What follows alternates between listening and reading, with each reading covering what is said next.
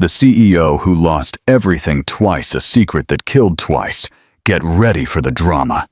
If you believe in second chances and justice, like this video, subscribe to our channel so you don't miss any story, and comment your first impression. The air on that Saturday morning in London was cold and crisp, carrying the scent of fresh pine and a subtle whiff of desperation.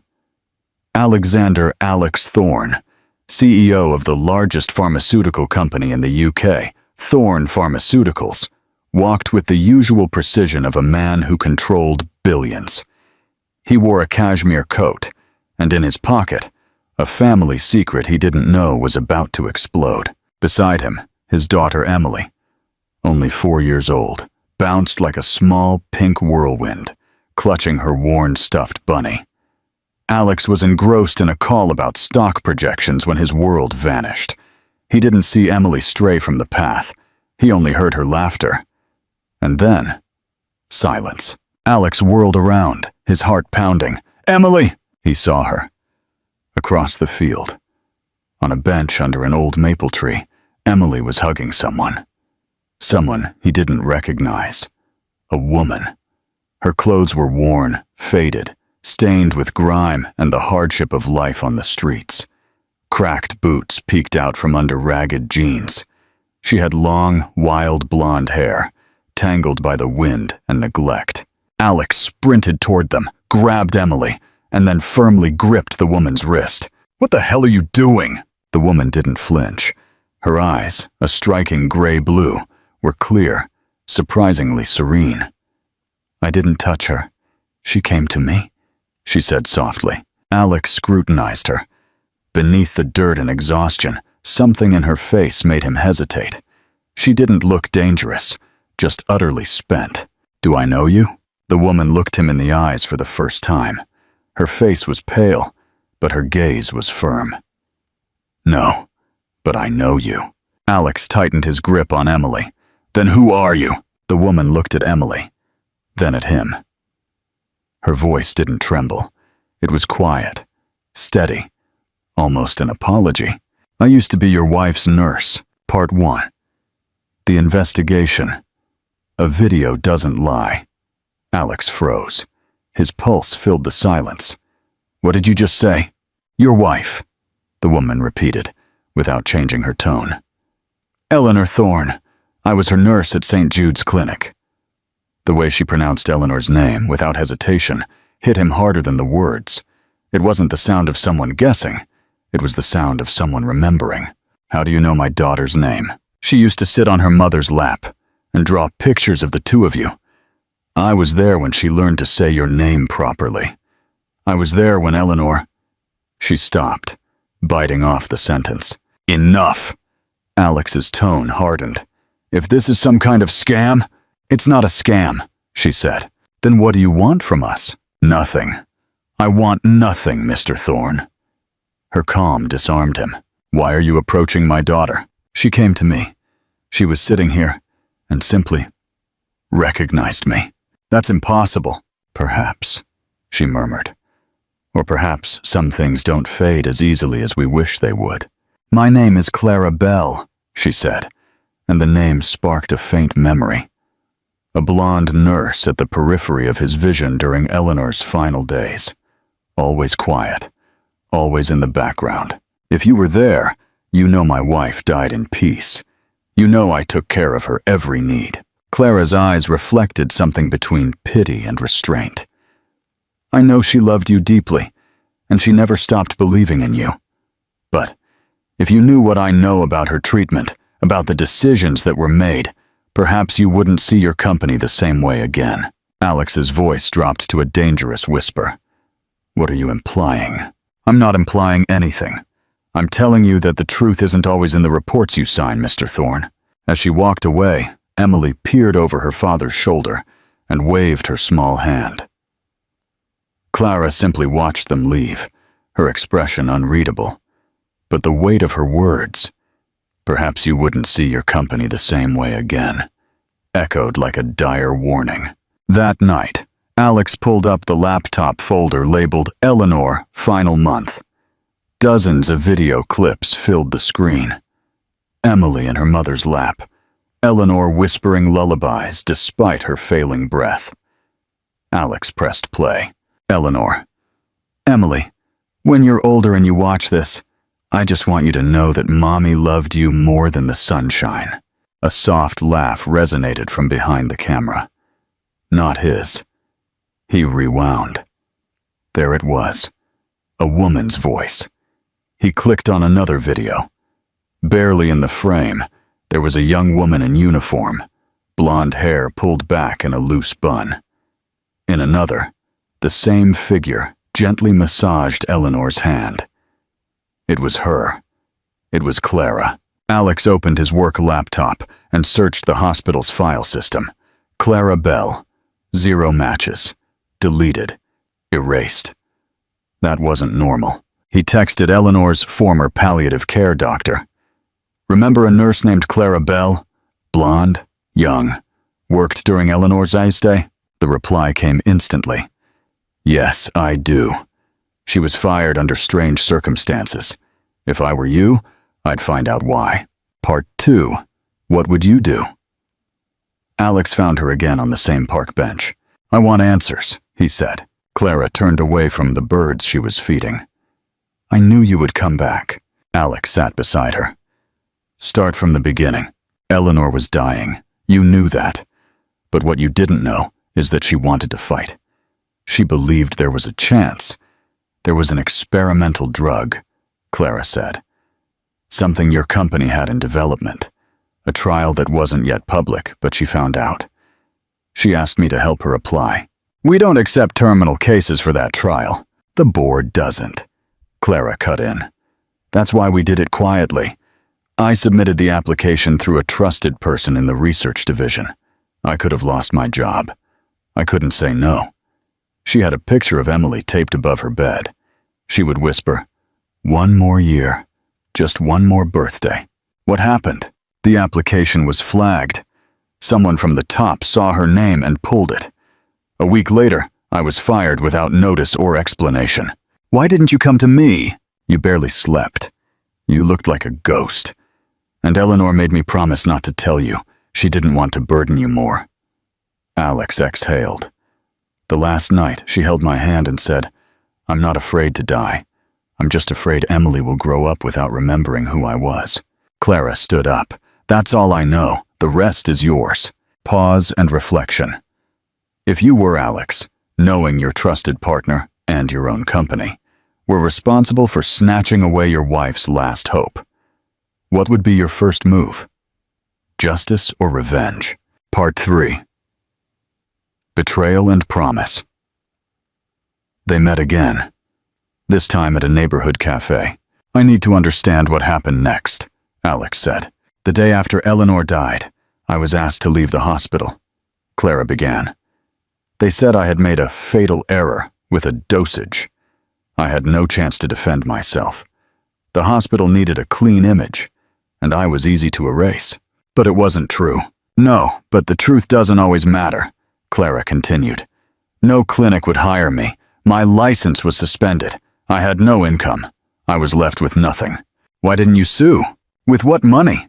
Besides, Eleanor made me promise something. If anything happens to me and Alex loses his way, help him and help Emily if he can't. Alex felt something break inside him. I thought about going public, but your name was tied to the trial. I couldn't risk dragging Emily into that.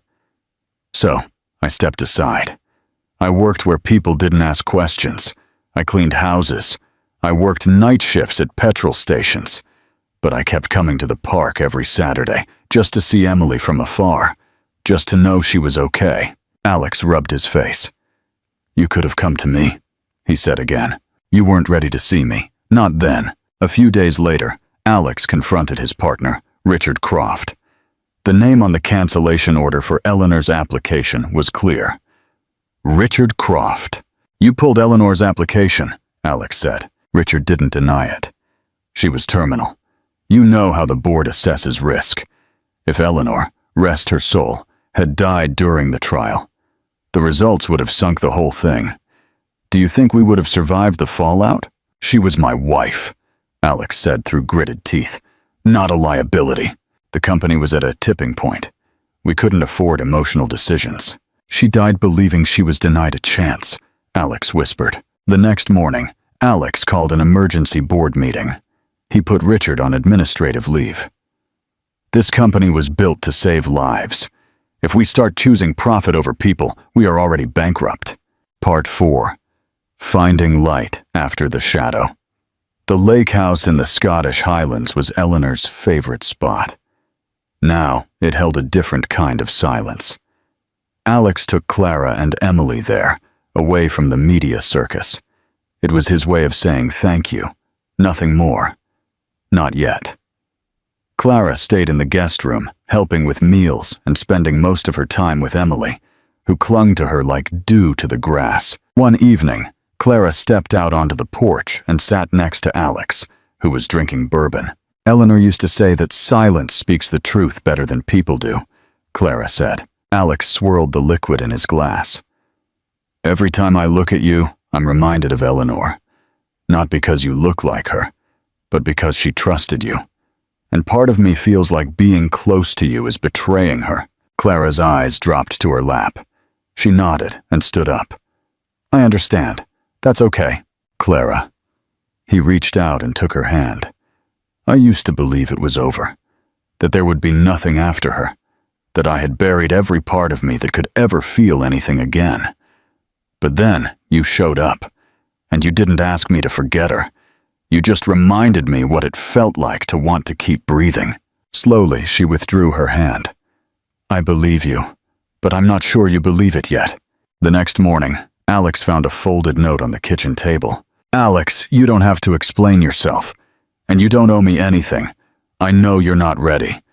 But I can't stay where I'm just a shadow of something you're afraid to feel. You don't need to love me. But I can't live in a house where my heart waits silently in a corner for something that may never come. Tell Emily I love her. Clara. He knelt next to his daughter. Daddy, Emily said. Where is Miss Clara? She had to go somewhere. Daddy, Emily said slowly. Can I ask something? If I still love Mommy, but I also love Miss Clara, is that bad? Alex gasped.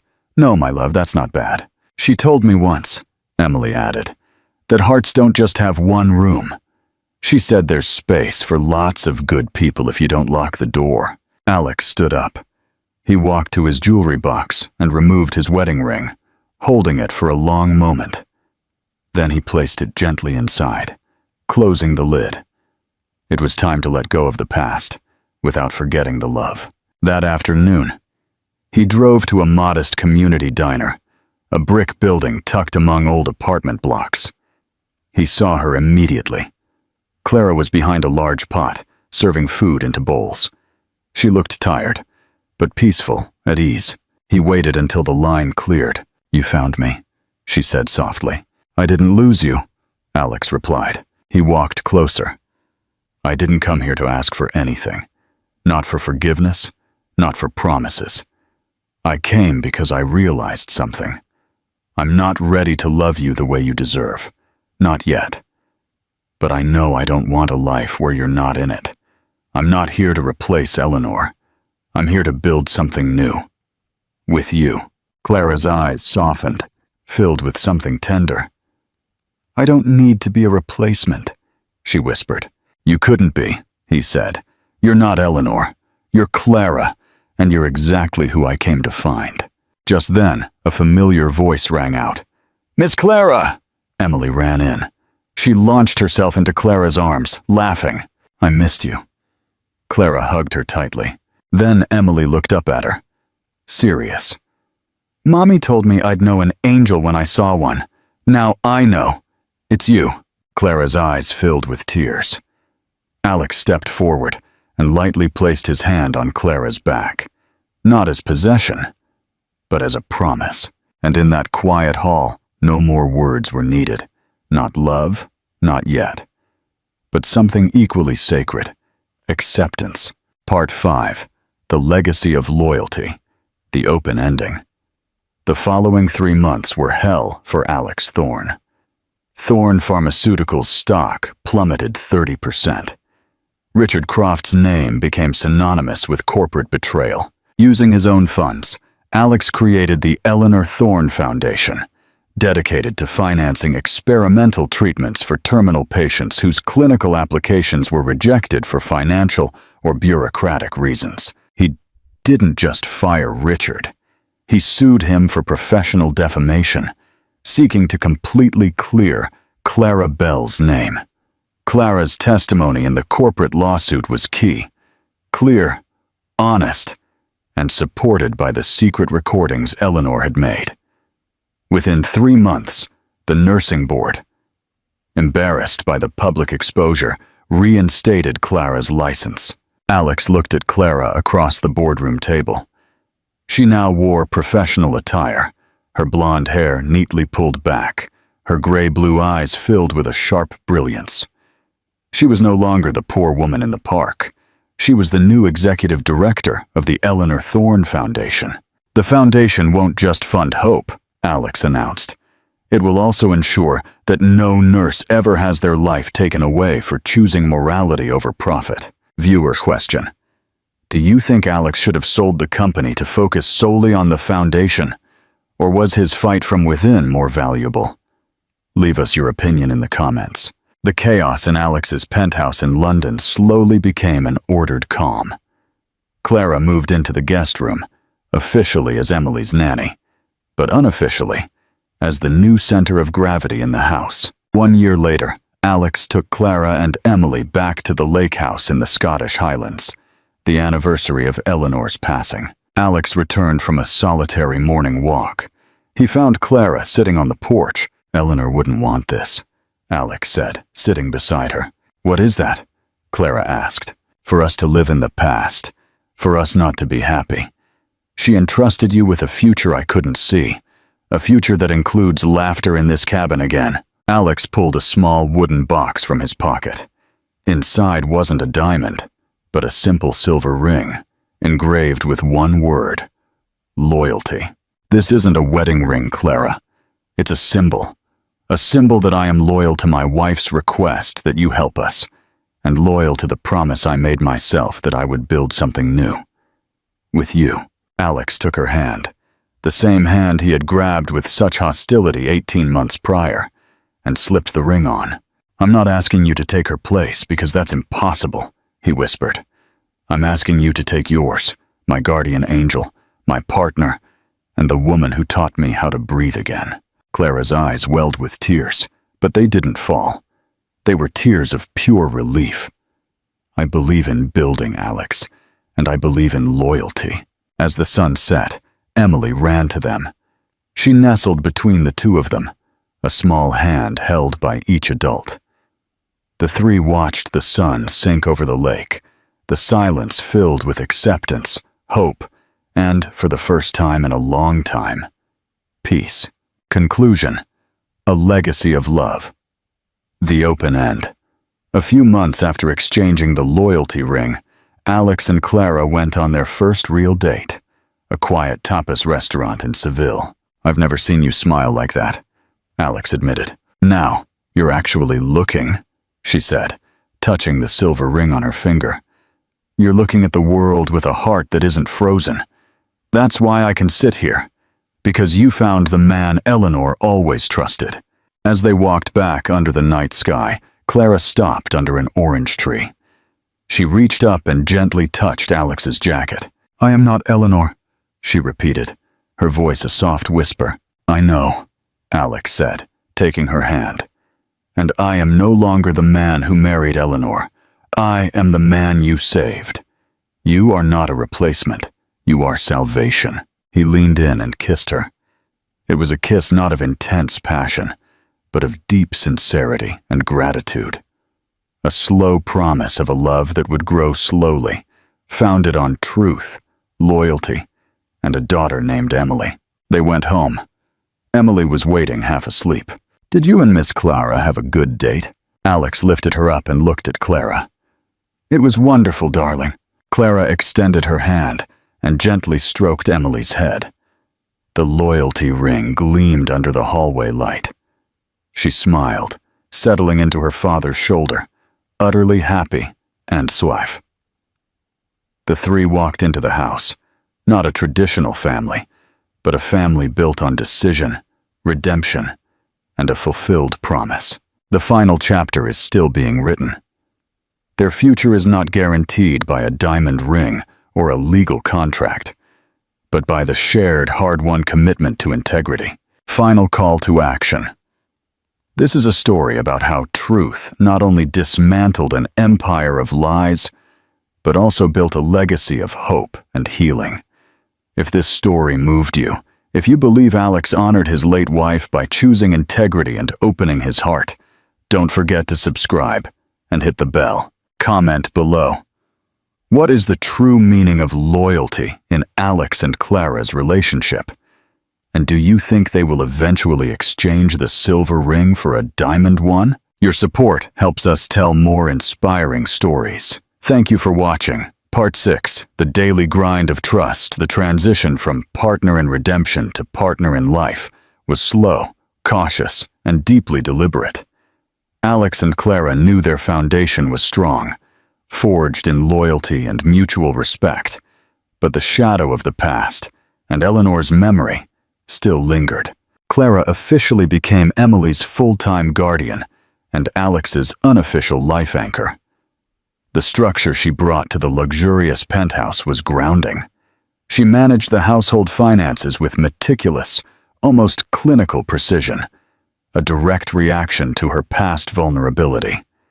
Alex, in turn, insisted on full financial transparency, giving Clara access to every account, a gesture that spoke louder than any declaration. One evening, Alex came home to find Clara going through a stack of his old files. "What are you doing?" he asked, a flash of defensiveness crossing his face before he could stop it. The habit of professional secrecy was hard to break. Clara looked up, her expression calm. "I'm looking for the original corporate governance documents for the foundation. I need to ensure Richard Croft's name is legally scrubbed from every minor regulatory filing. A clean start means a clean sheet." Alex immediately relaxed. He walked over, took her hands, and kissed her forehead. "I'm sorry. I shouldn't have questioned you. I trust you completely." "I know," Clara said, returning his gaze. "But I will always question the paperwork, Alex, and you should always question the motive. That is the legacy Eleanor left us." Their love wasn't built on blinding passion. It was built on this unflinching, often uncomfortable, daily honesty. Do you believe this meticulous honesty is the key to rebuilding trust after betrayal? Or does it eventually stifle romance? Share your opinion below. Part 7, The Ghost of Profit. As the Eleanor Thorne Foundation grew, so did its profile, and Alex's vulnerability. He remained the CEO of Thorne Pharmaceuticals, but his focus had irrevocably shifted towards ethical sourcing and patient advocacy. This did not sit well with the old guard. 6 months after Alex and Clara's first date, the threat from the past returned, wearing a sharply tailored suit. Richard Croft, now consulting for a rival pharma giant, launched a hostile takeover bid for Thorne Pharmaceuticals. His strategy was brutal: exploit the recent stock dip caused by Alex's ethical reforms, and paint Alex as an emotionally compromised leader, distracted by a former hospital employee with a troubled past. Clara. The board was shaken. They demanded Alex fire Clara from the foundation and return to prioritizing profit over the foundation's expensive ideals. "They're giving you an ultimatum," Clara said, reviewing the internal memo. She was calm, her pen clicking against the paper. "Me? Or the company you inherited?" Alex didn't hesitate. "I built the foundation with my money, and I run the company with my integrity. If they want to challenge either, they challenge me. But if Richard wins the takeover," Clara pointed out, "he will dissolve the foundation. He will destroy Eleanor's legacy. Then we will fight him," Alex stated, "but not with money. We'll fight him with the truth." Part 8. Emily's lesson. The pressure mounted. Alex spent long nights at the office, strategizing defenses. Emily, now 6, sensed the tension. One Saturday morning, Alex found Emily trying to put on his big cashmere coat. She was holding a magnifying glass. "What are you doing, sweetie?" Alex asked. "Das. Ghosted. I'm looking for the bad man," Emily whispered seriously. "He wants to take the foundation away. Miss Clara says we have to look very carefully to find the bad seeds before they grow." Alex smiled, his heart aching. "And did you find any bad seeds?" "No," she said, frowning. "But Miss Clara found a big one in the garden this week. She said if you leave a big bad seed in the soil, it will steal all the food from the good flowers." That simple 6-year-old analogy struck Alex like a lightning bolt. Richard wasn't just a competitor. He was a bad seed, intent on destroying the ethical groundwork Alex was planting. He realized his corporate defense had been too passive. He drove straight to the foundation office, where Clara was working on patient files. "Emily just gave me the strategy," Alex said, slamming his hand on the desk. "We can't just defend. We have to eliminate the bad seed entirely." Clara looked up, her eyes gleaming with understanding. "And the best way to eliminate a bad seed in business is to expose its roots." They leveraged their unique strength, access to the deepest, most sensitive data within the pharmaceutical industry. They focused not on Richard's takeover bid, but on the ethics of his new company. The result was explosive. Alex and Clara uncovered a scheme where Richard's new employer had illegally delayed the launch of a cheaper, more effective generic drug to protect their older, more profitable patent. It was the same profit over people mentality that had killed Eleanor's last hope. Alex didn't leak the information. He presented the irrefutable evidence directly to regulatory bodies in the press, in a devastating joint statement from Thorne Pharmaceuticals and the Eleanor Thorne Foundation. The fallout was swift and catastrophic for Richard Croft and his new firm. The hostile takeover collapsed in hours. Part 9. The New Vows. 3 months later, the board, completely reformed and chastened, voted unanimously to install Alex as chairman, solidifying his ethical vision. But Alex had a final promise to keep. He took Clara and Emily back to the lake house in the Scottish Highlands. It was late autumn, the air crisp, the sky clear. He didn't propose marriage. Instead, he gathered Clara and Emily on the porch, under the shadow of the maple tree. He looked first at Emily. "Emily, do you think Miss Clara should stay with us forever?" Emily, ever serious, nodded vigorously. "Yes, Poppy, she's the best seed in the garden." Alex smiled, his eyes filling with emotion. He turned to Clara. "Clara Bell," he said, taking her hands. "I don't offer you a ring of ownership because you own yourself. I don't offer you a promise of perfection because we are both scarred. I offer you my absolute, enduring transparency. I offer you a life where your moral compass guides my company and your strength guides my family." He held up the simple silver ring engraved loyalty. "This ring remains a promise, Clara, not to marry me, but to never lose yourself or your truth in our life together. The day you feel that promise is broken, you are free to walk away with everything you need. What do you say?" Clara looked at him. The man who had given up a fortune for integrity, the man who had fought a war for her honor, the man who had finally learned to be vulnerable. "I accept your terms, Mr. Thorne," she replied, her voice soft but absolute. "Let's build a foundation that even the worst storm can't dissolve." She kissed him, a deep, slow kiss that was no longer a promise but a settled reality. The ending is not a wedding, but a beginning. A conscious partnership built on full transparency, mutual strength, and the enduring legacy of loyalty. Final call to action. What an incredible journey of redemption. If you believe Alex and Clara's terms of engagement represent the model for a truly modern, healthy relationship, like this video and subscribe. Comment below. What should their next step be? A small, quiet wedding, or a new ethical breakthrough at the foundation? Your support helps us tell stories of strength and integrity. Part 10. The Fusion. Suhupnyat. The legal victory against Richard Croft solidified more than Alex's position at Thorne Pharmaceuticals. It cemented the unconventional partnership he shared with Clara. The board, now utterly reliant on Clara's moral clarity, formalized her role as the Chief Ethics and Oversight Officer for the entire corporation, a position that reported directly to Alex and to a newly formed independent ethics committee. Their professional lives, once separate worlds, were now seamlessly fused. They traveled together, not just for foundation work, but for corporate negotiations, facing hostile shareholders and skeptical regulators as a unified front. The press, initially keen on the scandal, now spoke of the Thorne-Bell model, a dynamic, powerful partnership where integrity and profit were no longer mutually exclusive. The most profound change, however, occurred within the penthouse.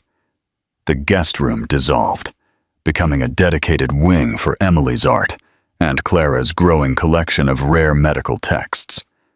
Clara and Alex shared a space that was entirely theirs, built on late-night strategic planning sessions and quiet Sunday mornings making pancakes for Emily. Emily, now 7, was their constant, cheerful barometer. She referred to Alex's loyalty ring as the super-duper promise ring, and often drew pictures of their family, carefully labeling the figures: Poppy, Miss Clara, and me. She never sought to replace her mother, Eleanor, but lovingly integrated Clara into her vibrant concept of a complete family. One evening, Emily was helping Clara sort through old photographs from the lake house. She held up a picture of Alex and Eleanor, both beaming. "Miss Clara," Emily asked seriously, "did you love Mommy?" Clara knelt down, meeting Emily's eyes. "Yes, sweetie, I loved your Mommy very much. She was one of the bravest people I ever knew, and she is why I know your daddy." "And do you love Daddy?" Emily continued. Clara smiled, looking up as Alex walked into the room. "I love Daddy for being strong enough to find the truth, and for being honest enough to build something new. That's the best kind of love, Emily. What do you think is the best kind of love? Is it built on honesty, passion, or loyalty?" Join the conversation and tell us your view. Part 11. The Grand Gesture. A year passed. Their relationship was a quiet, powerful force, a testament to perseverance. Alex and Clara had not discussed marriage since the initial loyalty vow. They had everything they needed: trust, partnership, a thriving family, and mutual respect. But Alex, the former master strategist, still understood the power of a symbolic gesture. He planned a dinner for Clara, not in a 5-star restaurant, but in the most significant place to them, the lake house in the Scottish Highlands. When they arrived, the house was empty, quiet, and beautiful. Alex led Clara out onto the porch overlooking the misty lake, the exact spot where Clara had tried to walk away, and where Alex had found his salvation. There was no fancy table setting, just 2 simple chairs. "I didn't bring you here to propose marriage," Alex began, his voice low, matching the quiet evening. "We have our promise, and that is more binding than any law." Clara nodded, her gray-blue eyes serious. "I know." Alex reached into his pocket and pulled out a small, heavy box. He opened it and presented her not with a diamond, but with a simple, elegant silver pocket watch. "This watch," Alex explained, "belonged to my grandfather. He gave it to my father, who gave it to me. I used to rely on it to tell me when to leave the office, when to cut off emotion, when to move on to the next profit cycle." He took the watch out. Engraved on the back were the words, "Loyalty, transparency, time for us. I give you this watch, Alex said, placing it in her hand. "It is a symbol of my time. All of it. It belongs to you. You decide when I work, when I rest, and when I am fully present. It is the only thing left of my past life I needed to give away to fully secure my future."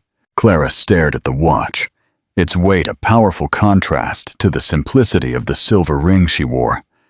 It was the ultimate surrender of control, the thing Alex treasured most. Tears finally spilled from her eyes. "Alex," she whispered. He gently placed his silver loyalty ring on the watch's winding stem.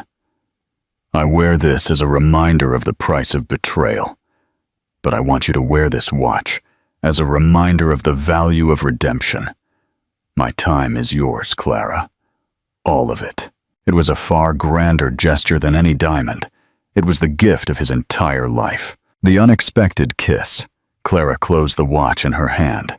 She stepped forward and did what she hadn't done since that first night in the service hall. She initiated the connection. She reached up, cupped his face, and kissed him. It was a kiss that held all the gratitude of the past, all the sincerity of the present, and all the quiet, hopeful promise of the future. "I love you, Alexander Thorne," she said against his lips. "Not because you saved me, but because you allowed me to save you." The kiss deepened, sealing a love that had defied logic, loss, and the corporate world's most cynical machinations. The final chapter is a beautiful, open-ended promise. They will not just live, but truly thrive, together. Part 12. Clara's new ambition. The profound moment at the lake house, marked by the gift of the antique watch, ushered their relationship into a new, exhilarating phase.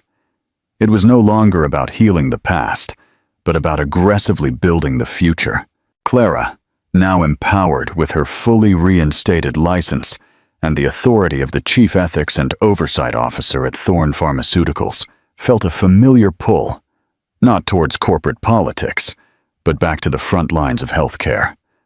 She missed the direct, life-affirming work of nursing. One evening, while reviewing grant applications for the Eleanor Thorne Foundation, she paused at a proposal to build a specialized clinic dedicated to palliative care for the homeless in London.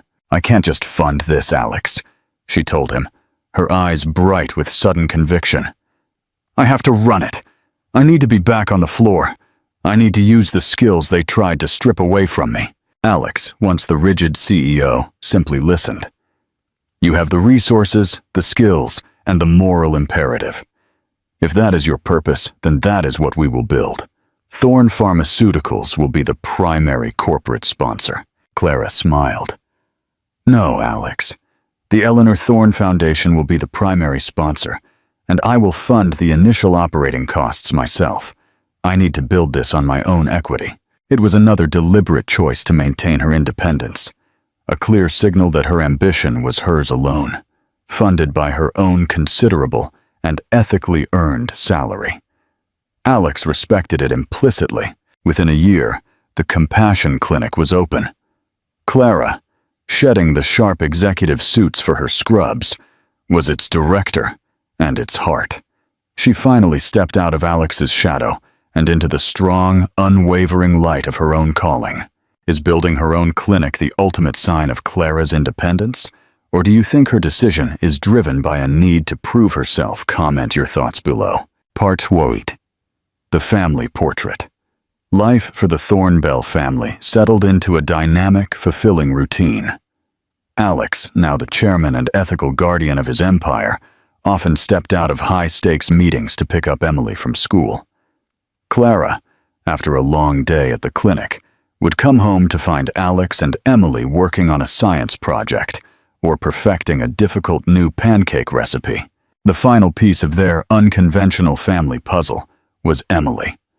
On her 10th birthday,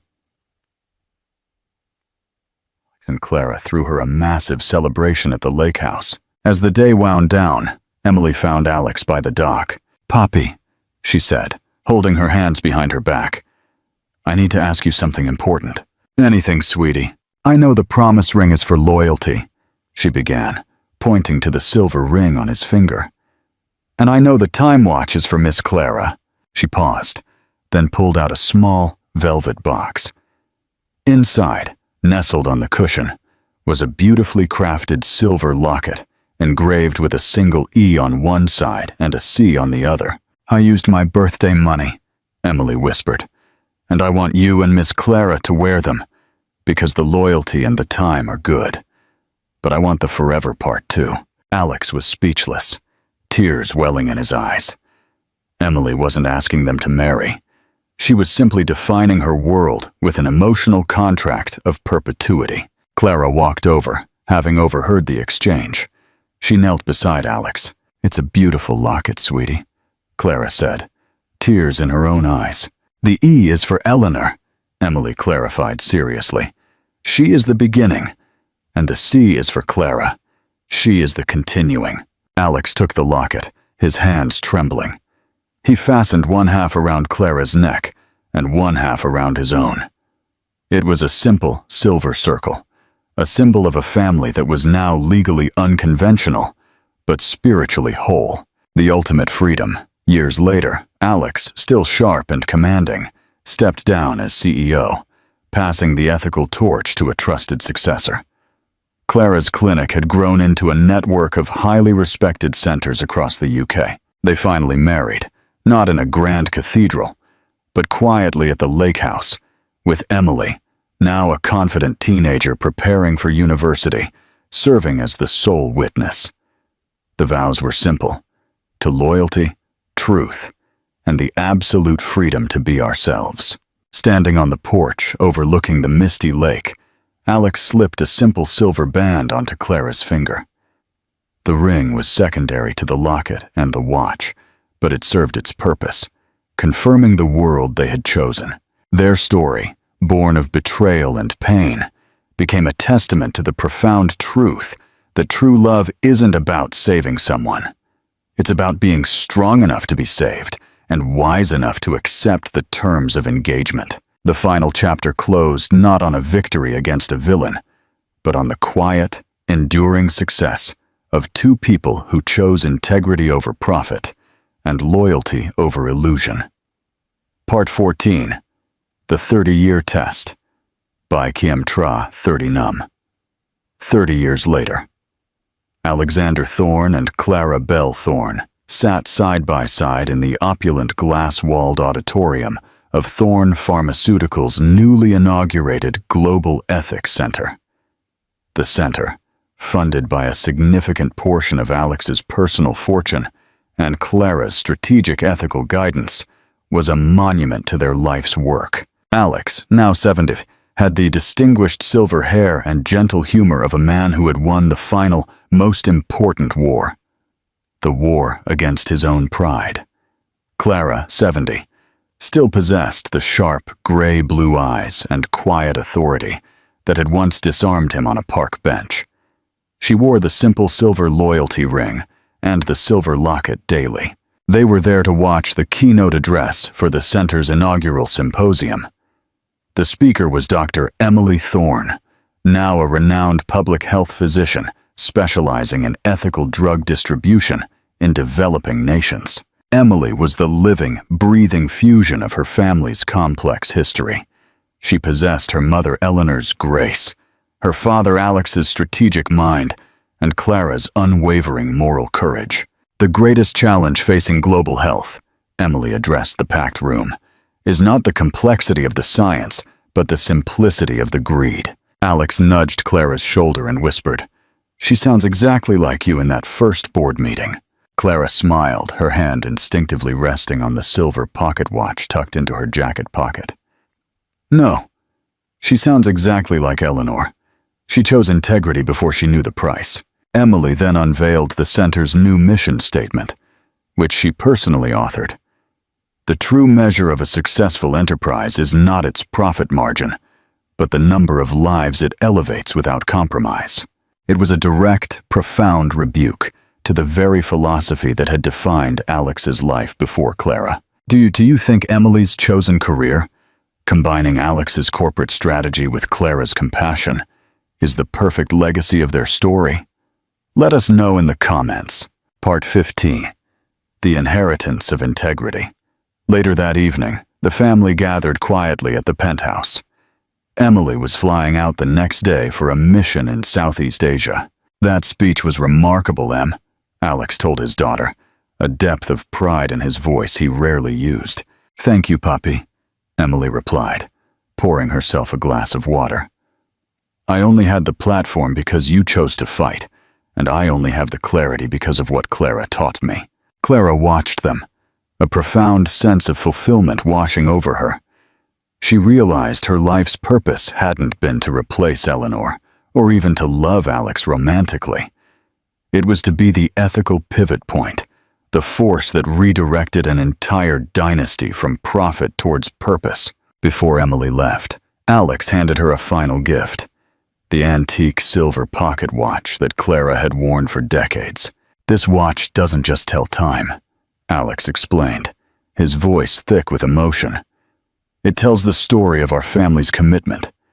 Your mother, Eleanor, gave us the promise of loyalty. Your mother, Clara, taught me how to honor it by valuing time for people above profit. He turned the watch over. Below the original engraving, a new line had been added. Now, it belongs to the one who leads with both integrity and compassion. Emily understood the weight of the gift. She looked at Clara, then at Alex, tears shining in her eyes. I will never trade time for money, she promised. Clara walked Emily to the door. Be safe, she said, embracing her tightly. I will, Emily responded. I have the best safety net in the world. The final sunrise. After Emily left, Alex and Clara stood on the balcony, watching the city lights blur into the sunrise. The same view Alex had gazed at during his darkest, loneliest mornings. We did it, Clara, Alex said softly, taking her hand, the simple silver band a part of him now. We actually built a better world than the one I almost destroyed. We built a life, Alex, Clara corrected gently. And we honored the one who gave us the first opportunity. Alex turned to her, his eyes clear and loving. I asked you for loyalty, and you gave me truth. You saved my company, my family, and my soul. He leaned in, his lips touching her forehead, the gesture deeply intimate. It wasn't the passionate kiss of a first date, but the slow, settled affirmation of two souls who had merged not through convenience, but through hard-won grace. The final chapter closed on a silent, perfect tableau. The CEO and the nurse, the powerful legacy of their love secured not in vaults, but in the heart of the next generation. Final call to action. What an incredible and enduring story. If the journey of Alexander and Clara has taught you the true meaning of integrity and commitment, like this video and subscribe to our channel. Comment below. What do you think is the most enduring legacy of Eleanor's sacrifice? Was it the foundation, or the deep, unwavering honesty between Alex and Clara? Your support helps us tell stories of ethical triumph. Thank you for watching.